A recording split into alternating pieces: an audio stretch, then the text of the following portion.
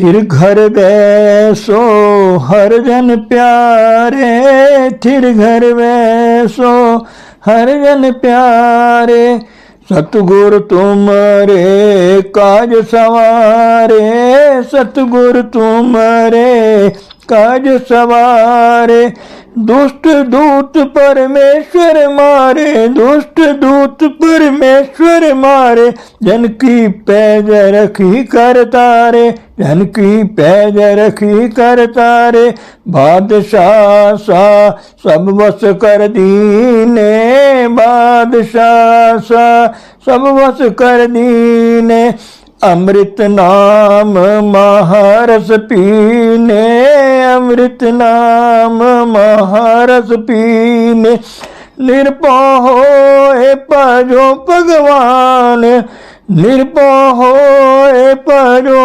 भगवान, साध संगत मिल कीनो दान, साध संगत मिल कीनो दान, शरण पड़े प्रभ अंतर्यामी, शरण पड़े प्रभ अंतर्यामी, नानक ओट पकड़ी प्रभ स्वामी, नानक ओट पकड़ी प्रभ स्वामी।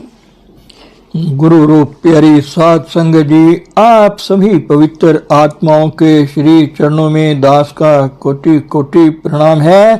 परम पूज्य परम संत ठाकुर सिंह जी महाराज जी सेवादारों के विषय में आगे फरमा रहे हैं। शरीर के सुख या दुख को देखना सेवादार का काम नहीं है कि मेरा मन क्या कहता है, शरीर क्या कहता है, सुख में है या दुख में है, और ये लोग क्या कहते हैं, नहीं चलते रहना, चलते रहना, चलते रहना है। ऐसा सेवक जो है उसकी सेवा प्रवान है और उसका जीवन प्रवान हो जाता है। इस संसार में अपना जीवन गुरु के हवाले कर देना, यह ही जीवन की कद्र है, कीमत है। यहाँ उसकी कद्र पड़ेगी।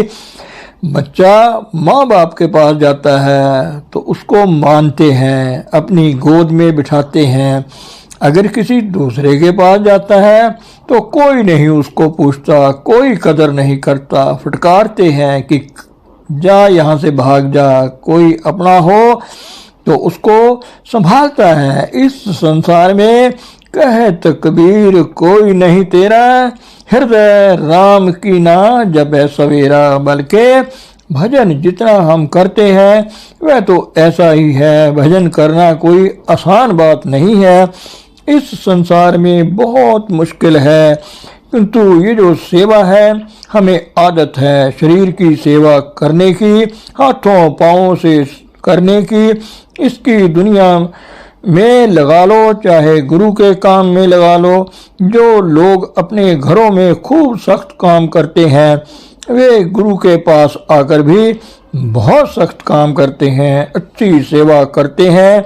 जो घरों में आराम तलब हैं, घरों में कुछ नहीं करते, वे यहाँ आकर भी ऐसे ही चलते रहते हैं, इधर उधर घूमते रहते हैं। उनका जीवन इतना अच्छा नहीं रहता। इसलिए कहा जाता है कि अपने जीवन को इतना आराम तलब ना बनाओ। जिसको जीवन में कुर्सी मिली है वह कुर्सी पर बैठ जाए, लेकिन बाद में इतना सख्त काम करे कि मुआवजा पूरा हो जाए। तो यह इंसान जितना अपने आप को आराम तलब बना लेगा, उतना ही अपने आप को काल के लिए तैयार कर लेता है। यह काल ही है जो हमें आराम तलबी के लिए प्रेरणा देता है। मन ही करता है क्योंकि काल है कि यह सुख ले, रस ले, ये आनंद ले, ये काल का ही सारा काम है। तो इस संसार में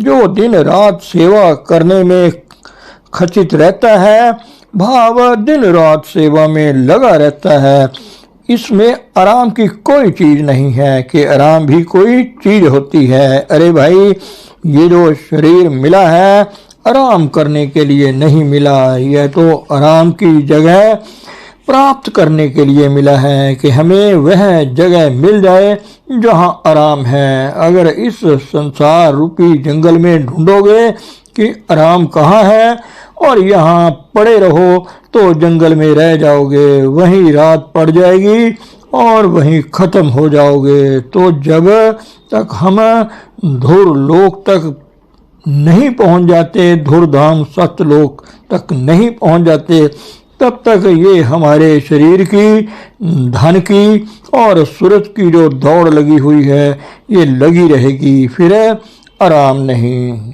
जिस इंसान के मन में आराम की इच्छा पैदा हो गई तो मारा गया।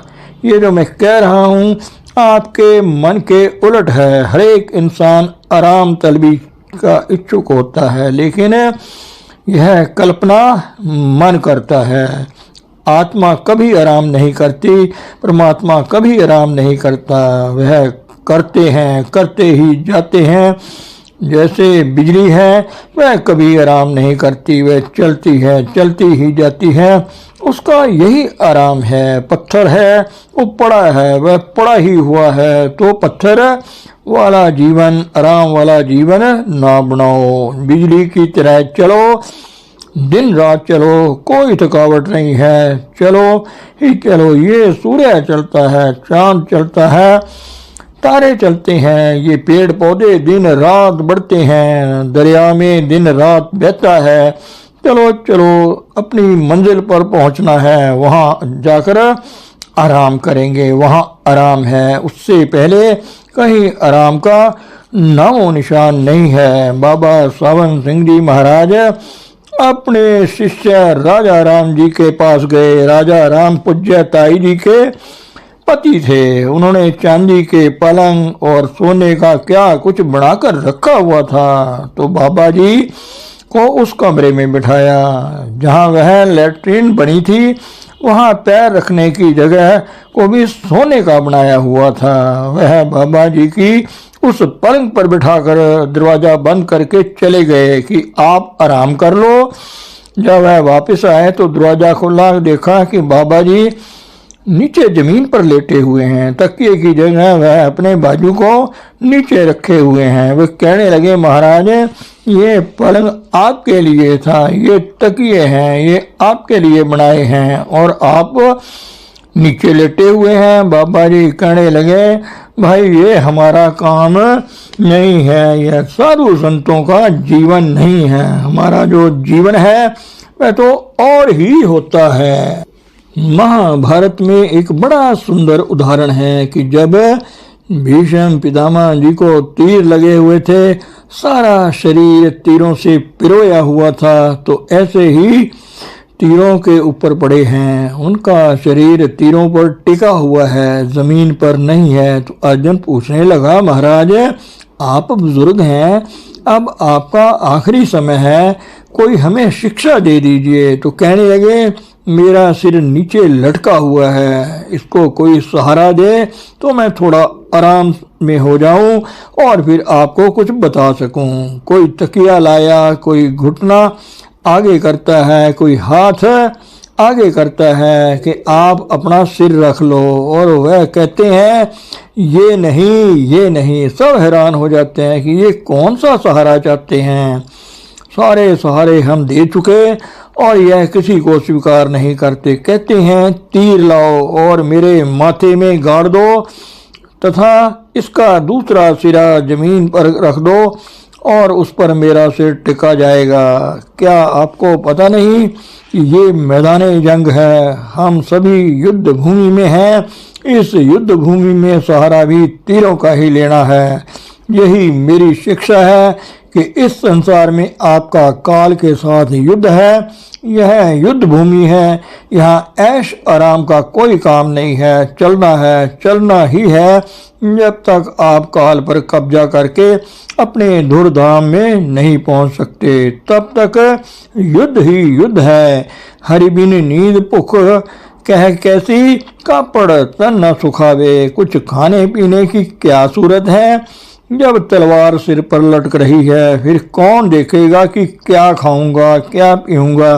जो तलवार सिर पर लटक रही है पहले उसको देखना है। इस दुखों के संसार में आराम कैसे करोगे। आराम करने का, आनंद करने का यहाँ कोई बंदोबस्त नहीं है। मान लो लोगों ने यहाँ बड़े सुंदर महल बना दिए हैं, बड़े बिस्तर लगा दिए हैं, गद्दे लगा दिए हैं, लेकिन इस पर कौन आराम करेगा। मन आराम करेगा, शरीर आराम करेगा, मेरी आत्मा कहाँ आराम करेगी। मैं तो आत्मा हूँ, मैंने अपनी आत्मा का आराम देखना है। आत्मा इन गद्दों पर आराम नहीं कर सकती, इन महलों में आराम नहीं कर सकती। उसके लिए इस संसार में कुछ नहीं है, उसके लिए तो एक परमेश्वर की गोद है। यह ज्ञान हम लोगों को अभी तक नहीं हुआ। ये हमारा जीवन कैसा है।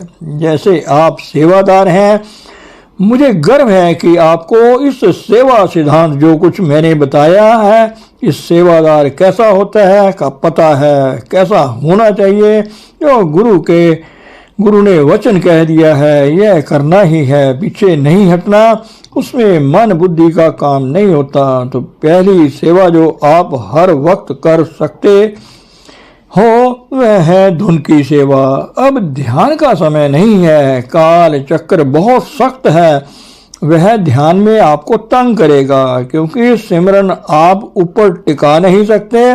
सिमरन नीचे आ जाता है तो फायदे की जगह नुकसान हो जाता है। धुन का अभ्यास करते रहो, इसमें आपको पूर्ण कामयाबी मिलेगी। सेवा जहाँ भी मिल जाए वहाँ करो।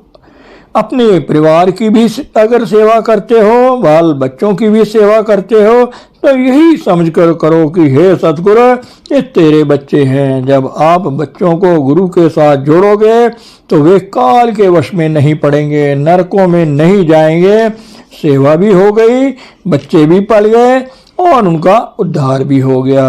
अगर आप दुकानदार हो तो दुकान में भी यही देखो कि जो कोई जीव आता है उसकी मैं कितनी सेवा कर सकता हूँ। मुनाफा ना देखो, थोड़ा रोटी पानी का चलाने के लिए निकाल लो, लेकिन पैसा कमाने के लिए नहीं, सेवा करने के लिए दुकान करो। अगर बच्चे भी कहते हैं कि पिताजी हम आपकी सेवा करेंगे, तो कहो कि चलो बेटे गुरु की सेवा करो। ये गुरु की सेवा ही मेरी सेवा है, मुझे किसी चीज़ की ज़रूरत नहीं है। तो उनका जीवन भी सफल हो जाएगा, आपका जीवन भी सफल हो जाएगा। ये संसार बड़ा खाने वाला है। जैसे मगरमच्छ होता है, पकड़ पकड़ कर सबको निगलता है।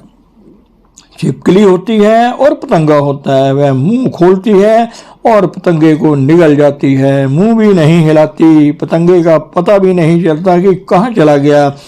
ऐसे ही संसार सबको हड़प करके खाए जा रहा है, लेकिन इसके मुंह में ना जाओ। आप गुरु के चरणों में रहो, वहाँ आपका बचाव है। तो जीवन भी जियो, बाल बच्चों में भी रहो, घर बार में भी रहो, लेकिन गुरु के होकर रहोगे तो बच जाओगे। गुरु के होकर नहीं रहोगे तो काल आपको खा जाएगा, नाश कर देगा। मैं भी एक सेवादार हूँ, आप मेरा परिवार हैं, आप मेरे बाल बच्चे हो, लेकिन मैं ये नहीं चाहता कि आप मेरे चरण दबाओ, मेरी कुछ और सेवा करो, एक दूसरे की सेवा करो। ईसा मसीह के ज़माने की बड़ी अच्छी बात याद आती है कि उसने अपने सेवकों के चरणों को धोना शुरू कर दिया। सेवक कहते हैं, महाराज हम आपके सेवक हैं, हम आपके चरण धोएं, ना कि आप हमारे चरण धोएं। तो कहने लगे, बेटे अगर आपने मेरे चरण धोए